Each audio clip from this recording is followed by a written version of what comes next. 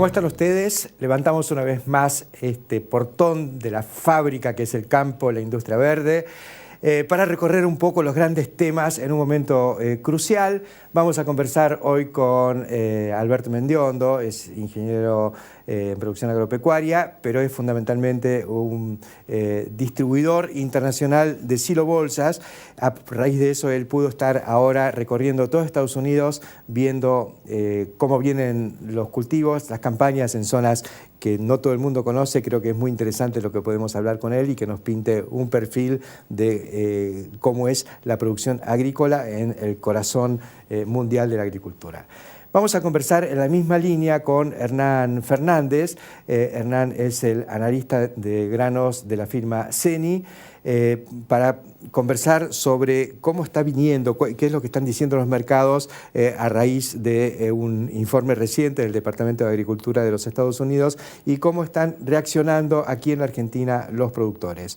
Un tema que también vamos a conversar con Jorge Bassi y Martín Díaz Zorita a raíz de un evento que organizó la organización Fertilizar, donde se analizó la cuestión del zinc como un elemento que empieza a atraer el interés de los productores y de los técnicos, pero que permite también evaluar cómo está, digamos, comportándose el sector productivo frente a las nuevas reglas de juego.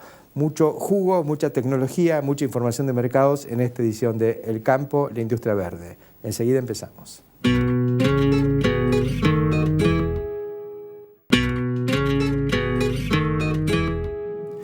Vamos a iniciar esta edición del Campo, la Industria Verde, con noticias frescas que vienen del norte, que es donde se forman los precios agrícolas y donde suceden otras cosas también, de las cuales nos vamos a enterar un poquito a través de Alberto Mendiondo. Alberto es el responsable de ventas internacionales de IPESA y acaba de pasar una buena temporadita por el norte de Estados Unidos, creo que también estuviste en Canadá. Así que, primero, contanos cómo estás viendo. Vos estuviste ahí en el momento en el que se definía el rendimiento de los cultivos, recorriendo bastante. ¿Qué es lo que viste y qué perspectivas estás encontrando? Mira, arranqué en el sur, en Oklahoma, en la manija de la sartén, como le dice, el panhandle de Oklahoma, y empecé a subir Kansas, Colorado, Nebraska, Dakota del Sur, Dakota del Norte. Oklahoma nunca la vi tan verde en mi vida. Como decían los granjeros de ahí, nunca en agosto de color de verde. Sí. Porque es, digamos, es como el oeste nuestro, digamos. El desierto, ahí donde rodaban los cactus, ¿no? Claro, sí, sí. Y bueno, es zona triguera y de maíz y soja con riego. Exactamente, sí. Trigo y maíz y soja con riego, realmente muy buenos todos los cultivos. Esa zona en los últimos 2 o 3 años hizo sapo total porque no tuvieron seca. Kansas tuvieron excelente rendimiento de trigo con mucho inconveniente de precio porque el trigo por bushel está más o menos $3.20 en el mercado de Kansas, o estaba en ese momento.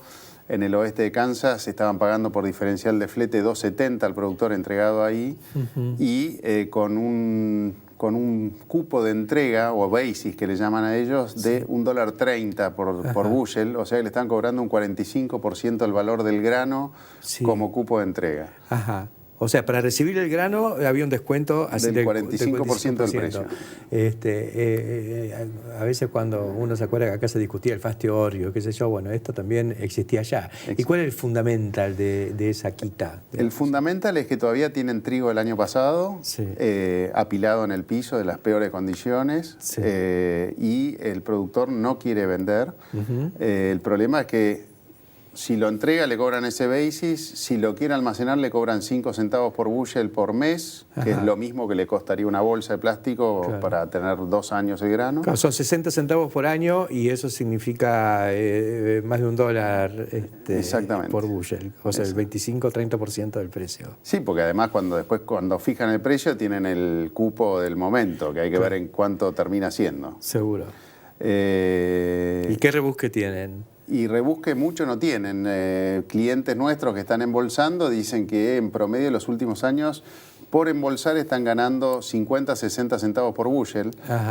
O sea que estamos hablando de 20% del valor del grano que están ganando todos los años por embolsar.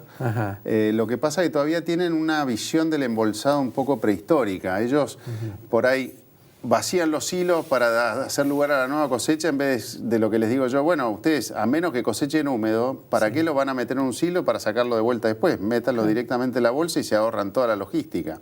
Pero bueno, son mentalidades que les cuesta, ellos ven el silo y tengo el silo y lo tengo que ocupar. Vacío, hay que llenarlo para que no se abulle. Claro, y bueno, y gastan en flete en cosecha, en contratar gente para manejar los camiones. En vez de tener 2 personas, una cosechando y otra con la monotolva y embolsando, tienen 6, con 3 en camiones, moviendo los chimangos o esperando con los camiones en la entrega. ¿Y quién es el productor ahí? ¿Es un farmer o es un chacrer de los nuestros, contratistas que siembran afuera?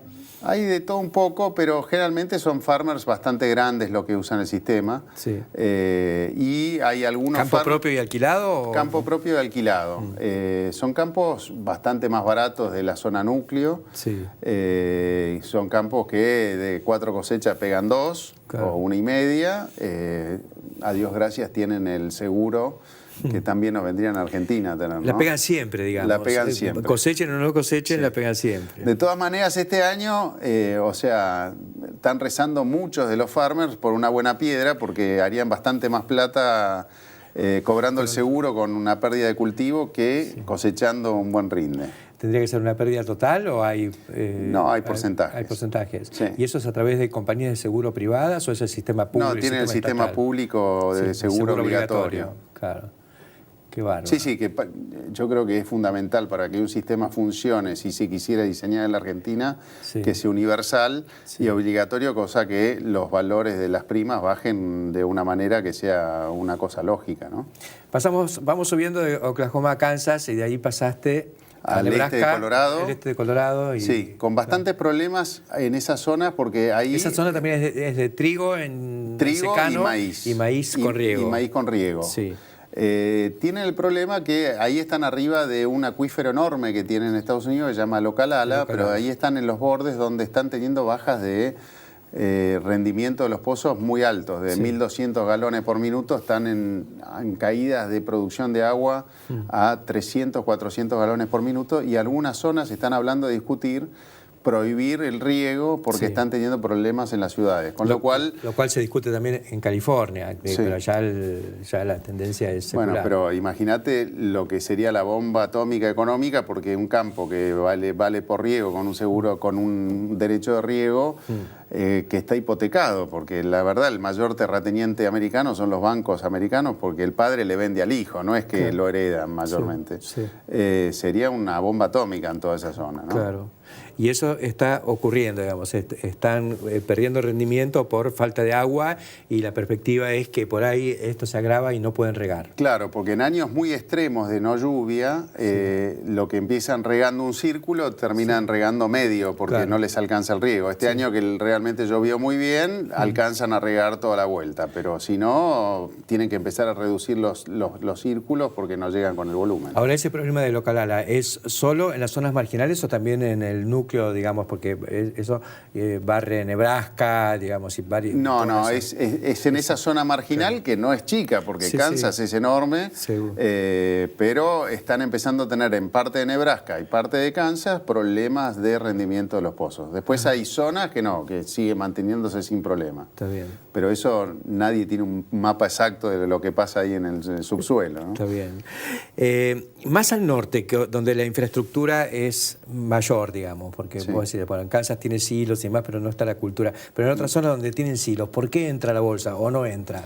En el centro del Corn Belt por ahora no entra. Tienen metido la idea del silo. Y una vez cenando una noche en un bar, en el bar estaba un ingeniero civil, un ingeniero mecánico, y le explicaba del sistema embolsado y el tipo se maravillaba porque el grano hacía el trabajo y toda la mano. Y me dice, sí, pero yo entiendo cuál es tu problema acá, porque una vez cuando era chico, yo iba por la ruta con mi padre y me dijo mi padre, ese granjero es exitoso. ¿Y por qué? Le pregunté. Y porque mira todos los hilos que tiene. Claro. Entonces lo tienen metido en la genética, que el que más hilos tiene es más exitoso. Bueno, incluso en la zona de Tambos, en Wisconsin, ¿viste? Con los hilos Harvester. Sí. Y bueno, era como tener el Mercedes-Benz. Pero además, viste que tienen 3. Sí. Uno, el más viejo más chico, Sí. el segundo intermedio y el último más grande. Y yo creo que eso era por competencia con el vecino. Una cuestión de ego absoluto. No, veías que iban Sí, creciendo no por escala, sino porque... Y aparte terminaban con la parte de arriba del silo seca, Sí. la mitad bien y la mitad de abajo estrujada y llena de humedad porque el peso mandaba todos los líquidos para abajo. Sí. Bueno, y eso se fue cayendo, yo creo que ya casi no se repone, ¿no? Sí, hay un servicio de reparación y algo Sí. así, pero no se ponen silos nuevos, harvester nuevos. Se han ido al silo horizontal, ya sea lo que es silo de grano húmedo o silo de maíz, va a búnker o a bolsa. Exactamente. Eso es claramente así. Ahora, aún que la parte y la mayor parte de los productores tienen esta mentalidad más del silo, Sí. ya empieza a haber ciertos productores de punta que ya están empezando a ser vistos por la gente, donde realmente descubren el potencial del sistema. Y tenemos un cliente que el otro día dice, no, ayer estuve vaciando un silo de soja porque había construido este silo y entonces lo tenía que usar. Y mis empleados me dijeron, ¿y por qué no embolsamos esta soja? Porque era tanto más trabajo, tanto más tema, y la verdad dice, sí, la belleza del sistema es la velocidad de trabajo y la eficiencia. Claro.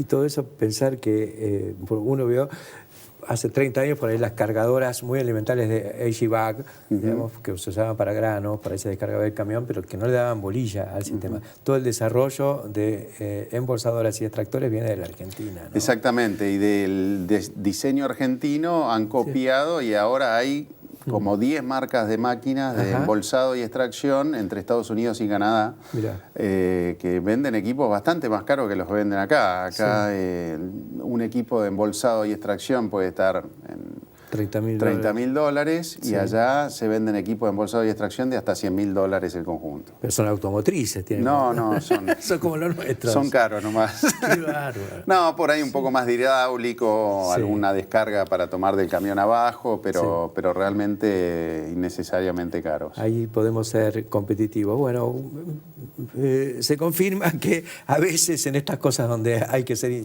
inteligente y práctico, todavía podemos competir. Estamos jugando en primera. Bueno, interesantísimo esta recorrida, mucha tela para cortar, estás recién llegado, la cosecha está empezando, casi no viste cosecha.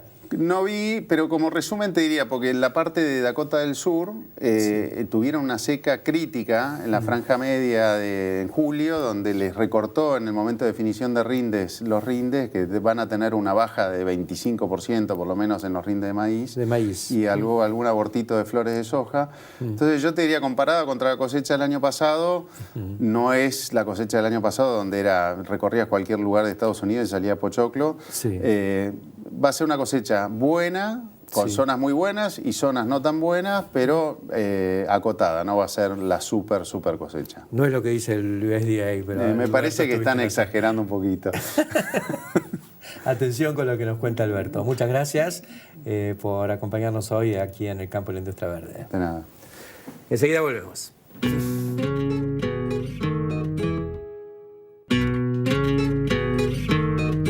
Continuamos en el campo, la industria verde. Estamos ahora con Hernán Fernández, nuestro famoso Rulo.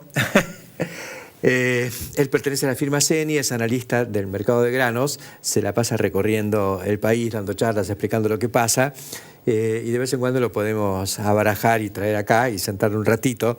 Contanos un poco qué es lo que, digamos, cuál es tu visión respecto al famoso informe del Departamento de Agricultura que parecía tan bajista y que después resultó que el mercado no lo convalidó, no reaccionó, fue por otro lado. ¿Qué pasó?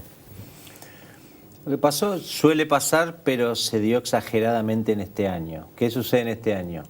Estados Unidos está terminando, dicho en criollo, un campañón, con rendimientos históricamente altos en trigo y en soja y maíz, perdón. Piensen que estamos hablando de casi 11.000 kilos en 35 millones de hectáreas de maíz. 3.300 kilos casi en 30 y pico de millones de hectáreas de soja de promedio. Es un campañón histórico. Por si eso fuera poco, antes de la campaña se esperaba que la Niña hiciera sus efectos, que finalmente no llegaron por múltiples causas. Entonces, todo el mundo pensando en la gran oferta. Sí. Pensando en la gran oferta, es verdad que es histórica en términos numéricos. Ahora, después hay un pequeño gran capítulo que se llama la demanda. Y la demanda es enorme también y viene creciendo casi al mismo nivel en términos de tasa porcentual que la oferta. Claro. Con lo cual, si uno hace la cuenta simple de restarle a semejante oferta, semejante demanda, la respuesta en soja es que no sobra nada igual, o sobra poco, digamos, en términos generales. Entonces, cuando empieza a terminarse lo más definitorio de la campaña en Estados Unidos, el mundo empieza a mirar la demanda y la demanda parece seguir creciendo. Entonces, la pucha, parece que nos vamos a comer igual semejante cosechón. Esto, perdón, Héctor, esto cierra tal cual en soja específicamente. Claro. Sí, y ese era el comentario que iba a hacer, porque acá se decía que el atraso de la cosecha argentina, ¿no?, con los barcos esperando, es lo que había provocado el veranito de precios para la soja americana.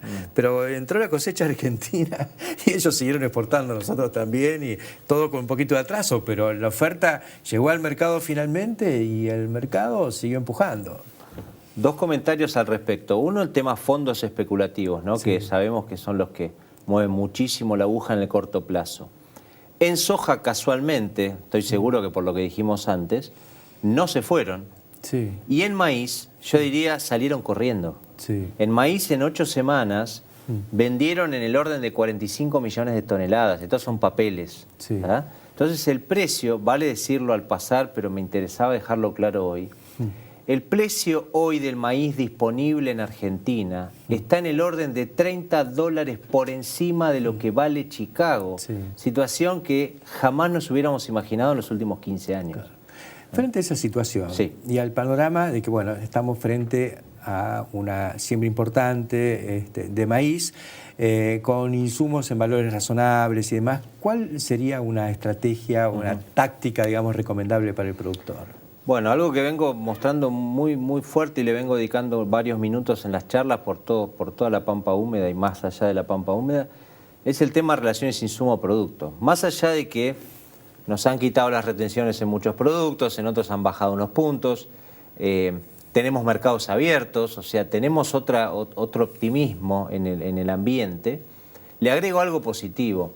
Las relaciones insumo-producto, es decir, ¿cuántas toneladas de soja necesito para comprar una tonelada de insumo? Soja, urea, por decir algo. Está en el mejor nivel de los últimos 7 años. O sea, si yo hoy cuento con una tonelada de soja o maíz disponible, salir a cambiarlo por insumo, fertilizantes, por ejemplo, de la campaña siguiente, es para hacerlo completito. ¿Tá? Porque, insisto, estamos con productos que valen a veces más de lo que deberían valer, y encima una relación con los insumos respectivos excelente frente a los últimos 7 años. Es fantástico porque es casi una lección de economía clásica, con perdón de los economistas, porque no me quiero meter en invadir otras profesiones. Pero esto es demanda derivada. O sea, cuando los productos, digamos, cuando el precio final de un producto baja, arrastra la baja a todos los insumos que forman parte de esa cadena de producción. Y viceversa, es decir, cuando el maíz sube mucho, la urea sube mucho, y cuando el maíz baja mucho, la urea baja mucho. A la corta por ahí no se ve, pero uno tiene que tener la expectativa, esto va a bajar porque si no, no hay demanda. Totalmente, totalmente. Sí. Y en esto de que siempre cerramos las charlas de esa manera, ¿no? O sea, las expectativas se hicieron realidad, estamos en una situación de productos, insumos que esperamos durante mucho tiempo, ahora no nos paralicemos. Sí. El ser humano, digo, tiene mucho de, me cambió la situación y espero a ver qué pasa, a ver, por lo menos fertilizantes con productos, salgo a cambiarlo, urgente para la campaña que viene. Eso está clarísimo, sobre todo si vas a sembrar.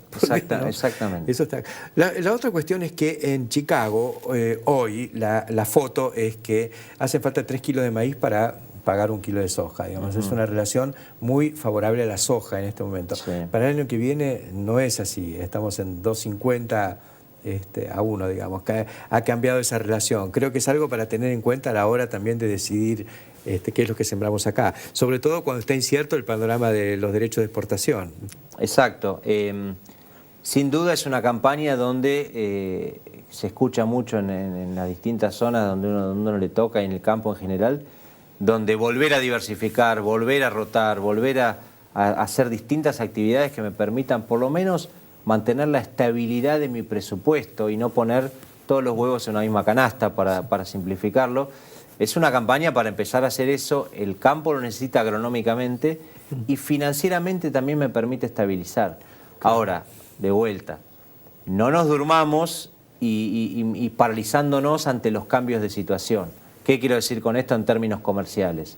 Si una soja, mayo 17, en los valores que tengo hoy, me cierra, empezar a cerrar, ¿por qué no? ¿Por qué no si me permite ganar dinero? Sí. Lo mismo en trigo enero, lo mismo en el maíz abril o el maíz julio. Entonces, hasta en términos comerciales, un poco tratamos de patear el avispero y decir, pucha, es hora de volver a las fuentes y hacer lo que corresponde hacer.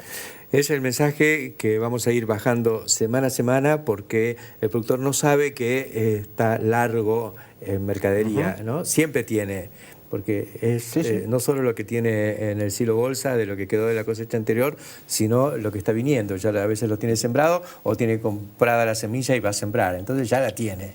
Total. Hay que cubrirla. Gracias, Hernán, por acompañarnos hoy aquí en el campo de la industria verde y nosotros enseguida continuamos.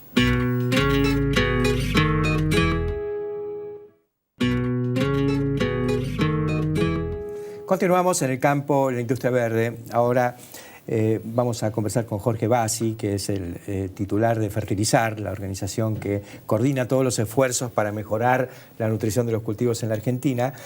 Y el motivo, Jorge, por el cual te invitamos es la presencia de este investigador de origen turco, pero con visión y gestión global, Ismail Pak.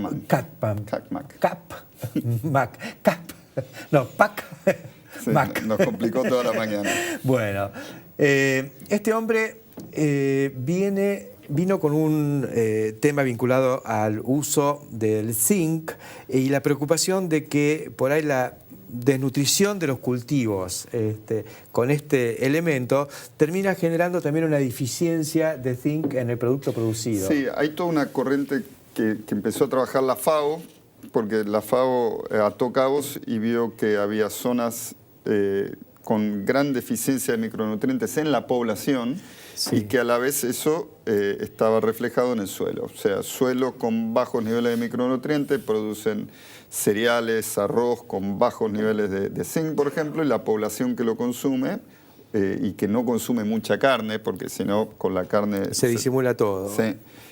Termina con bajos niveles de zinc y FAO calcula que hay 2.000 millones de habitantes que tienen deficiencias de zinc severas. El 25% de la población mundial con problemas de... Él planteaba, por un lado, el problema de la desnutrición y, por otro lado, el problema de una mala nutrición por deficiencia de algún nutriente. Y bueno, hemos ido atrás del volumen, es lógico, hemos producido más y también hoy hablamos de que aumentaron los rendimientos con fertilizantes que tenían nitrógeno, fósforo, potasio. En la mayoría de los países es el tercer elemento. Acá no se utiliza porque los suelos todavía tienen insuficiencia, sí.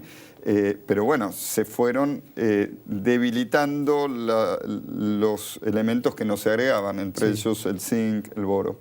Y bueno, la FAO, ¿qué dice? Dice, bueno, países como Australia tienen deficiencias en el suelo, pero buena alimentación, suplementan, toman algún remedio que tiene el zinc o lo agregan como nosotros agregamos el hierro en la harina, pero las poblaciones rurales de países pobres producen el alimento y lo comen, y no hay mejoramiento. Entonces ahí es donde FAO está haciendo mucho foco en fórmulas que tengan NPK, pero tengan zinc y otros micronutrientes para de esa forma mejorar el rendimiento, mejorar el contenido de oligoelementos que tiene el alimento y mejorar la salud de esas poblaciones.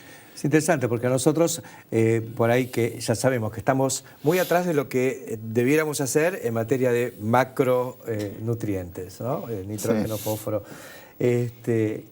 ¿Qué qué vamos a andar pensando en que le pueda llegar a faltar zinc al trigo o al arroz, porque ni pensamos en eso, ni siquiera Sí, estamos poniendo fósforo. Nosotros aprovechamos, bueno, una de las cosas que lo alarma es cómo Argentina va perdiendo fósforo. Y dice, ustedes tienen que pensar si quieren ser exportadores de alimentos o exportadores de suelo. Bueno, o sea, yo iba a escuchar la charla sobre zinc y la mitad de la charla era sobre el disparate argentino con el fósforo. Sí, él está muy alarmado con nuestra máquina de exportar fósforo. Y pues dice, bueno, lo tienen que solucionar. O sea, son un país que suple al mundo de alimentos. Bueno, ahora lo que tienen que solucionar es suplir al mundo de alimentos, pero no de los nutrientes que tienen en el suelo. Sí. Y a la tarde hicimos un breve simposio con los mejores investigadores del país, en el que mostraron sus resultados y él le pudo hacer feedback. La verdad que en Argentina hay buenas investigaciones con fertilización de zinc. Ya tenemos una deficiencia importante, sobre todo en la zona núcleo, en Córdoba, y estuvimos viendo, bueno, las respuestas de 5 a 10%, pero en general entre 6 y 8% en trigo, en maíz, y él fue dando feedback, nos pidió que analicemos más las hojas, porque la planta sabe más que el suelo, dice, la planta es la que sabe qué está pasando, el suelo, bueno, es cómodo, dice, pero la planta es la que sabe qué está pasando. Y pudimos ahondar en temas muy técnicos que creo que van a ser buen conocimiento para que estos ingenieros del INTA, de universidades públicas, perfeccionen sus próximas publicaciones e investigaciones. ¿Cómo son los suelos argentinos? Decíamos que en materia de potasio son ricos, nuestras famosas arcillas ricas en potasio. Sí. En materia de zinc, ¿cómo estamos? Bueno, éramos también, como la mayoría de la fertilidad, el potasio lo que tiene es que se extrae poco con las cosechas. Hasta que llegó la soja se extraía bastante poco. Ahora con la soja se extrae más en los últimos 15 años. El zinc cayó, es el microelemento que más cayó.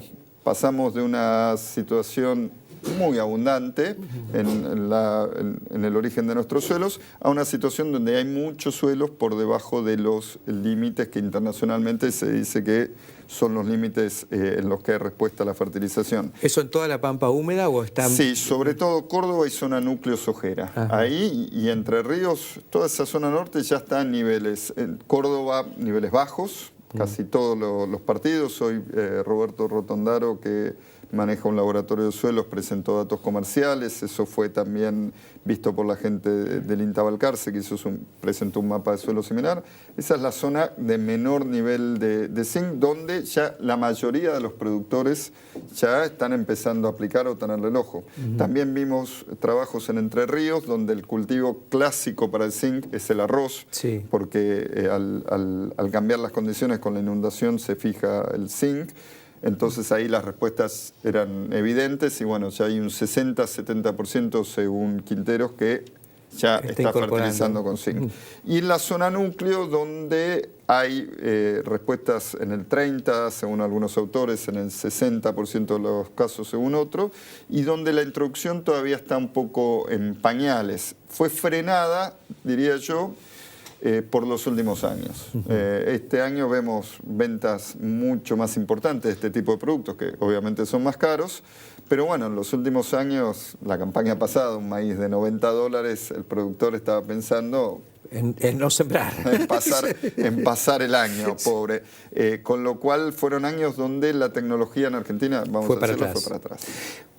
Cuando hablamos de micronutrientes, y concretamente en el caso del zinc, ¿cuáles son los niveles de fertilización en los que hay que pensar? ¿Pensamos en kilos, en gramos? Claro, los macronutrientes son cientos de kilos, los mesonutrientes son decenas de kilos y acá son gramos, menos de 1 kilo. Trabajando con la Universidad de Río Cuarto, nosotros hemos entre 1 kilo, 1 kilo 200, tenemos la mayoría de la respuesta. Y el cultivo entero se lleva del campo 500 gramos. Claro. Es otra escala. Ahora, si con 1 kilo logramos, como se logra en Río Cuarto, en muchos suelos, 800 kilos de respuesta de maíz, es muy rentable también. Sí. El análisis de suelo, hoy lo discutimos, es una buena alternativa, aunque Kackman decía, nosotros en los suelos que manejamos hay que manejar 0,6. Acá el umbral que dio el INTA Balcarce es 1,3. Suelos por debajo de 1,3, o sea, más altos que los internacionales, ya están presentando una respuesta bastante segura. Ajá. Entonces hoy, yo por lo menos, es un trabajo que está preparándose para publicar, no lo había podido ver. Eso es un dato que hoy salió a la tarde y que me parece muy interesante, porque nosotros mismos veíamos que el umbral de 1 es corto. Y lo bueno también es que hay muchos laboratorios en Argentina que lo están haciendo, ese análisis. Sí. Hoy se habló de cada 10 análisis de fósforo, 1 pedían zinc. Ajá. Bueno, ya es un paso para adelante. Y para maíz recomendamos que en estas zonas que hablamos, sí, Entre Ríos, zona núcleo Sojera de Santa Fe, norte de Buenos Aires, centro de Buenos Aires también, y Córdoba, el productor lo tenga en cuenta, porque es una decisión que no es tan onerosa y le puede estar rindiendo muy bien en kilos, porque mejora la eficiencia de los otros nutrientes. La logística para la aplicación es parecida a la de los... ¿Ya viene un producto formulado? Desde la industria decimos, sí, hay productos que se mezclan con las semillas, son buenos, pero agregan menos cantidad de nutrientes que este kilo que yo hablaba, y los otros productos son productos que ya vienen formulados con o sin zinc. Ajá. Entonces uno puede elegir la fórmula muy similar a la que venía utilizando, sí, con el agregado de zinc. Porque la industria hizo el esfuerzo de poner buenas fuentes dentro de las formulaciones para, sí, que el productor no vuelva a tener que pasar una vez. Pasa, sí, como pasaba antes. Sí, además pasar con un producto donde agregamos 1 kilo por hectárea es toda una complicación también. Claro, entonces, no sería imposible. Y en ese sentido, mi recomendación es que las mezclas químicas, ya sea, sí, granuladas o líquidas, en micronutrientes son un salto para adelante, porque distribuye mucho mejor el micronutriente a lo largo del suelo, sí, mientras que las mezclas físicas tienen una distribución más difícil. Más aleatoria. Pero la industria ofrece productos y hay proyectos para mejorarlos, así que estaremos a la altura de las consecuencias. El cuarto elemento. Para mí es el cuarto elemento: nitrógeno, fósforo, azufre, que como siempre menciono, gracias, sí, al INTA Casilda, porque ahora azufre, sí, en el mundo está aceptadísimo. Sí. En Estados Unidos, donde pararon las lluvias ácidas y la contaminación, sí, ahora hablan de azufre. Sí. Pero cuando lo descubrimos acá, realmente la contaminación todavía aportaba tanto azufre a los campos, sí, de Estados Unidos, que no existía ya. O sea, azufre, y ahora el zinc es el próximo elemento a tener el ojo. En soja podemos hablar de boro, en foliar, ya con otra tipo de problemática. Pero los micronutrientes ya están en Argentina para ponerles un ojo y por lo menos que cada productor lo mida en su campo. Es buenísimo. El año pasado estábamos hablando de que había que reponer lo que sacábamos. Este año ya no se discute, creo que viene muy bien la campaña. Y viene mucho mejor. Las dos, sí, bueno, la siembra de fina fue compleja, sin embargo, en momentos en que la hectáreaje era similar al que se había sembrado el año pasado, el despacho de fertilizantes era 30% mayor. Todo eso era corrección de dosis. La gente, a pesar de que estaba pobre, trabajando en el barrio, chapaleando, sí, estaba apostando más dosis. Y hoy la refertilización nitrogenada en trigos realmente es contundente y muestra un cambio de actitud respecto al año pasado. Enhorabuena. Gracias, Jorge Bassi, por contarnos lo que pasó con esta jornada donde el eje fue el zinc, pero bueno, pudimos hablar de todo lo demás. Bueno, muchísimas gracias a ustedes siempre por acompañar. Enseguida continuamos.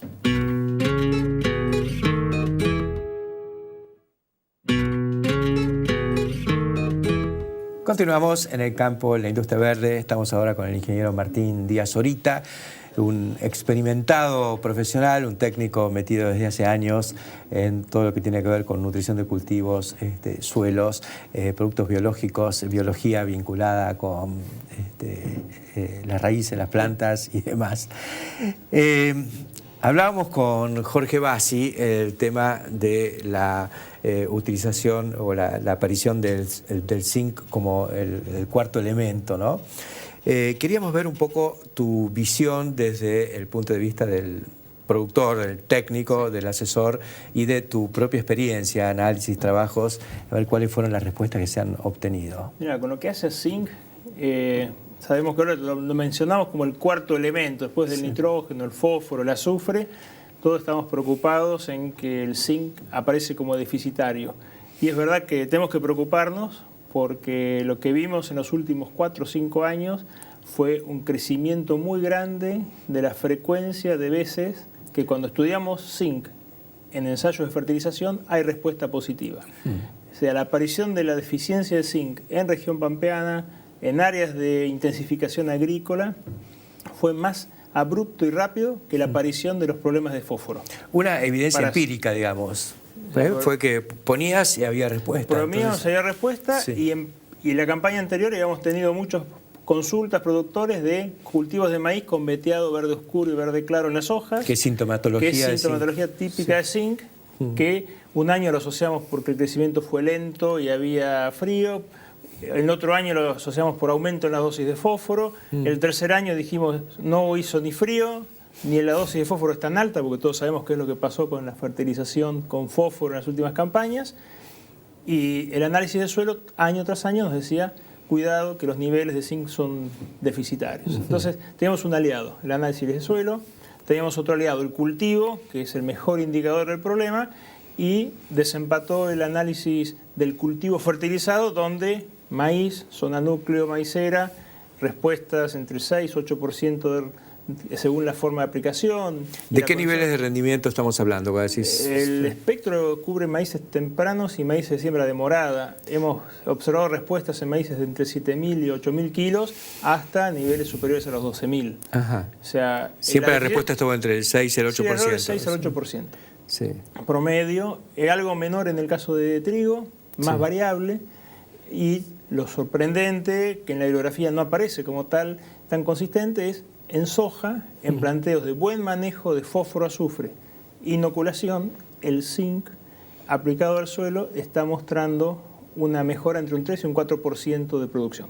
Ajá. ¿Y eso tiene que ver, hay alguna correlación con, digamos, acción sobre el inoculante o es una acción directa tipo físico-química sobre el cultivo? La acción o es sobre las biológica? plantas. O sea, el zinc es un microelemento que actúa a nivel de las plantas y ayuda a todo lo que sea detoxificación de estrés. Ajá. No es la palabra exacta, pero es ante una condición de estrés se genera una serie de toxinas en la planta, de degradación de células, de degradación de paredes celulares, y el zinc es el que se encarga de reconstruir o de limpiar esa... una función renal. Sí, exactamente. Facilita que el cultivo se saque del estrés para poder seguir creciendo. Entonces lo que estamos viendo es el buen manejo de micronutrientes, en este caso zinc, nos está ayudando a extender la vida útil del cultivo durante su ciclo de cultivo. Entonces hay más días, hay más horas, hay más minutos de hacer fotosíntesis, de hacer rinde, y es un círculo muy favorable porque esa condición hace que tengamos mejor energía para hacer rendimiento y mejor energía para que haya fijación de nitrógeno. Y por lo tanto cuidamos la columna vertebral de soja, que es el nitrógeno. Interesante. Una, cuestión que quedó bastante claramente planteada a través de las charlas del técnico de Turquía. Cuando el suelo está pobre de alguno de estos micronutrientes, el cultivo, el producto también termina, carente de ese elemento, en este caso del zinc. ¿Puede haber alguna correlación también con la genética? Por ejemplo, nosotros hemos orientado toda nuestra genética, y creo que en el mundo se ha ido en esa dirección, a biomasa, rendimiento, ¿no es cierto?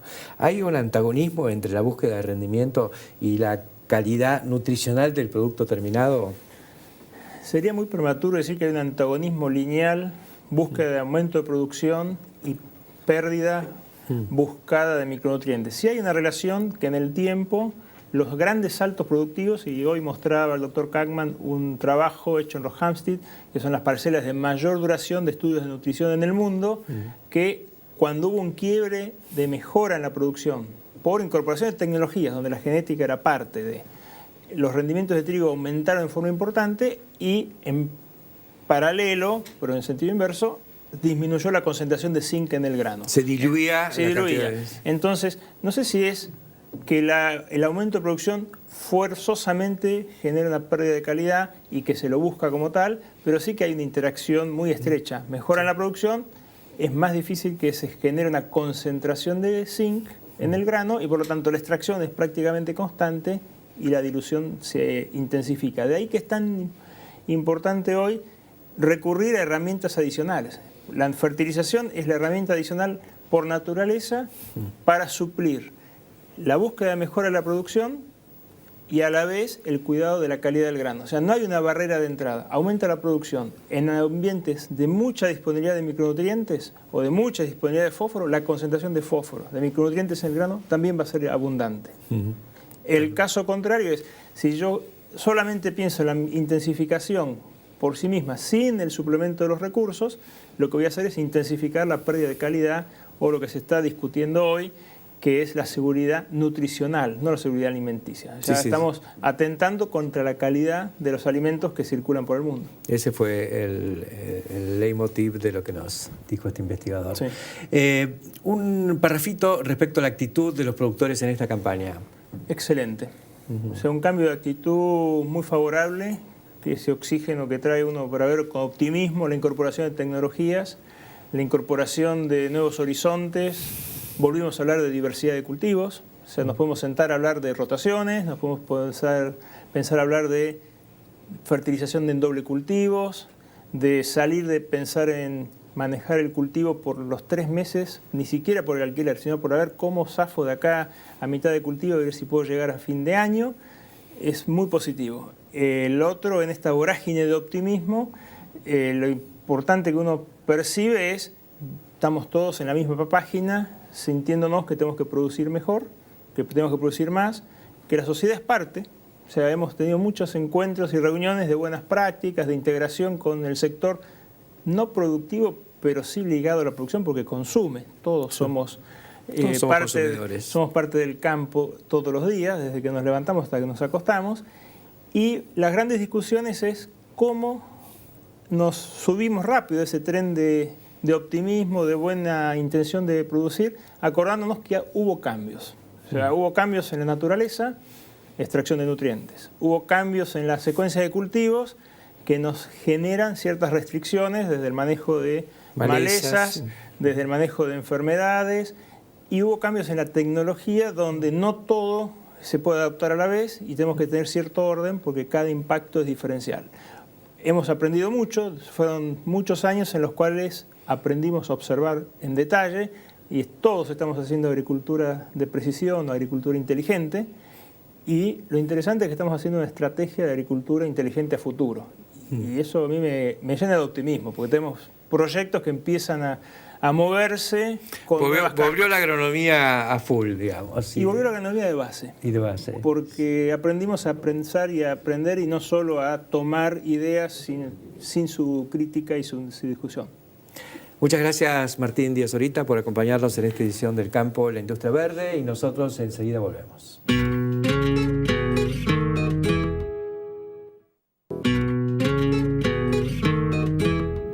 Hace apenas 2 semanas se realizó el Congreso de APRESID bajo el paradigma de la resiliencia, inventando el verbo resiliar que muchos tuvimos dificultad para comprender. La semana pasada Santiago Lange conquista una medalla de oro en yachting en las Olimpiadas de Río de Janeiro. Santiago el año pasado tuvo cáncer.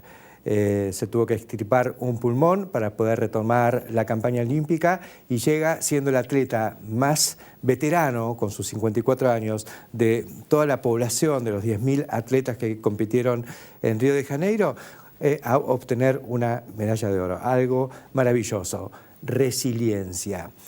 Pero saben ustedes que Santiago Lange es ingeniero naval, es diseñador náutico, vive de eso como profesión desde hace muchos años. Él ya había sido campeón juvenil de otras categorías de la náutica, ha ganado de todo en su trayectoria, pero siempre con una visión y un espíritu hiper profesional e hiper de avanzada. La náutica de competición incorpora toda una serie de elementos tecnológicos que después van a llegar a otros rubros de la actividad económica.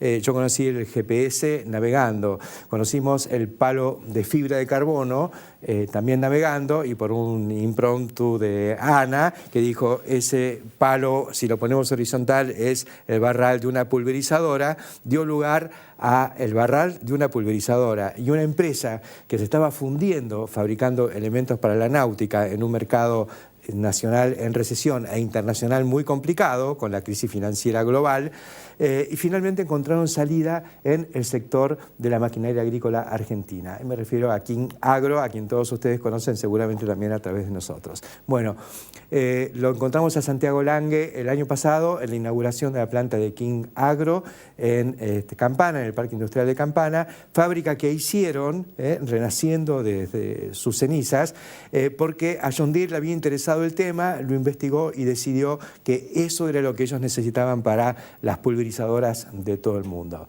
La semana que viene, King Agro está presentando el botalón de carbono en el Farm Progress Show en máquinas John Deere que ya lo han incorporado como un elemento estándar en sus equipos.